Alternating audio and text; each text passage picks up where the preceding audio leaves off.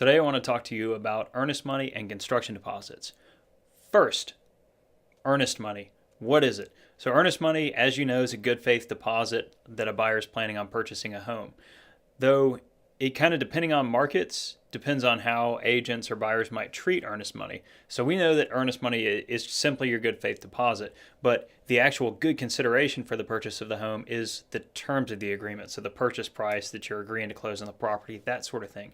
So even though they're only putting the earnest money down, they're still subject, they're still agreeing to purchase the home.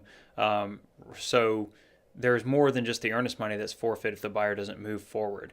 And so we know that as agents, but in some markets, for whatever reason, certain agents or buyers may treat that earnest money as an option deposit and will be more willing to just walk away from it. So we do have different earnest money kind of depending on the different locations, but it's still pretty low. So in Augusta, for example, we do $99 in earnest money, and in the Savannah area or the Statesboro area, we might do $500 in earnest money.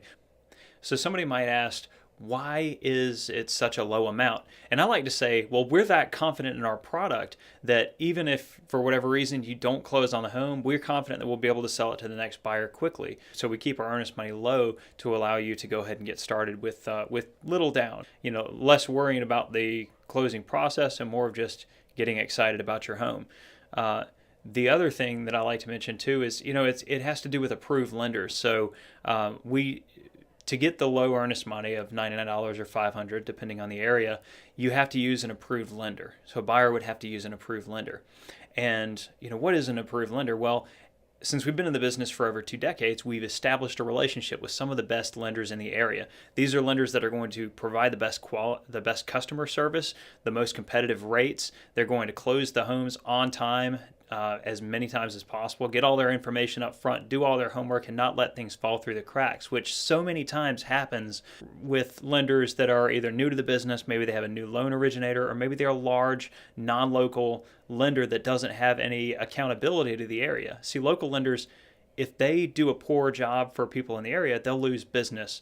And some of the larger lenders, they have a lot of marketing dollars to draw on customers, and it doesn't hurt them as much to give poor customer service. And so we want to make sure that our customers are getting that good customer service of a local lender, hence the approved lenders. But I can go into that detail if I'm working with a customer if they want it. But generally what I will leave it as, we've established a relationship with some of the best lenders in the area, and we feel confident that they're going to be able to close your home on time. And that's why we require only the $99 or the $500 earnest money with that particular lender.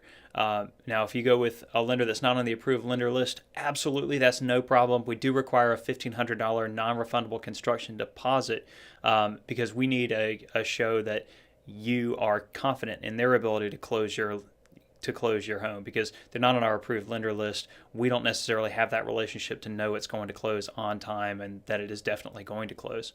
So that's earnest money and construction deposits, and a little bit about our approved lenders. Okay, last but not least, what is a construction deposit?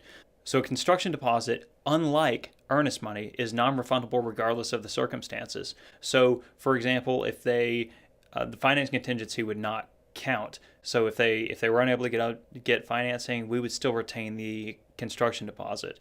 If they decided to, if they just decided not to purchase the home, just like earnest money, we would keep the construction deposit, except the broker doesn't hold on to it. Keystone does. So we would just hold on to that. We don't have to go through the brokerage to acquire that. The reason we get construction deposits is because we want to know the buyer is committed, that they've got a financial amount tied up in the agreement, so they're going to be more likely to close.